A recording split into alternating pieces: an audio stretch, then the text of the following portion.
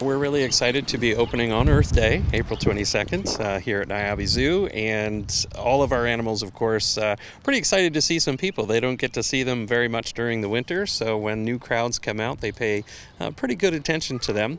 But we have a lot of great things for people to see here at the zoo, with, of course, some new species. We are welcoming some new monkeys here, some squirrel monkeys. They're not on exhibit yet, but they will be pretty soon. Same goes with some Asian small-clawed otters.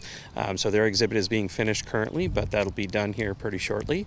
And then, of course, we've got our construction that we've been working on all winter to try to finish our new cat exhibits as well as our new eagle exhibit. So we expect that those will be done probably in the next month or so. The big thing, of course, is conservation is our purpose, and for us to be able to relay that message to people through education is really key to everything that we do at a zoo. So we want to make sure that not only are people enjoying their experience out here and seeing the variety of animals, and of course this beautiful, peaceful setting here in our forest preserve, but also understanding the greater purpose for zoos is conservation and education. I mean, we had a little bit of rain this morning, but it didn't stop people from coming out. So people are still really excited to see all the improvements that we've done and to know that this is a process. You know, over the last 8 years, we've seen more changes here at the zoo than we've ever seen in our history in such a short period of time. And so I think people are still really excited to see that growth. Future is very good for us with our community support and the work with our conservation partners in the field. You know, we're pushing the envelope really for what a smaller zoo can do for conservation. And of course, with the work that we're doing within our community, you know, we get more and more support through them, but we of course turn that around and provide outreach programs and can reach out to the community to let them know what we're doing and the role that they're playing in a more global landscape. Is there any kind of misrepresentation or stigma about zoos that you think people don't understand?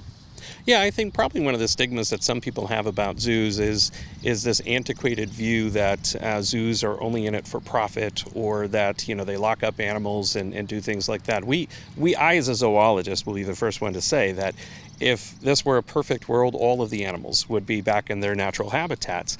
But we also have to understand that the habitats that animals come from aren't barely there anymore. And so it's up to us to educate people about that. And unfortunately, without having ambassadors to help relay that message, it's hard for people to understand. So it's like if we see a rhino behind me and we talk about how of all the 5 rhino species, almost all of them are on the verge of extinction.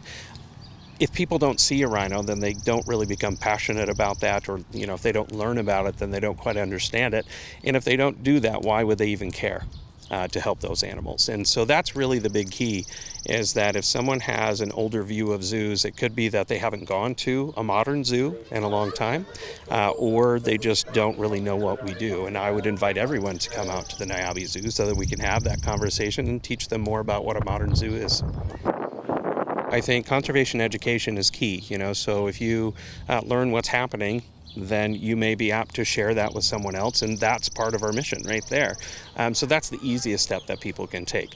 If they want to take bigger steps, they can learn more about our conservation work that we're doing right on our website at niabizoo.com, and just go to our conservation page, and you'll see the list of our conservation partners and the work that we're doing in Zimbabwe to help endangered African painted dogs, or in Mexico to help tag whale sharks, which are also an endangered species, you know, or supporting snow leopards throughout their, 12-country range where they exist, and the new work that we're doing down in Paraguay to lead a biodiversity project down there, and of course what's happening right here in the Quad Cities through pollinator habitat restoration and working with organizations and collaborations throughout the Quad Cities that culminated in the Bi-State Conservation Action Network. What's your favorite part of working here?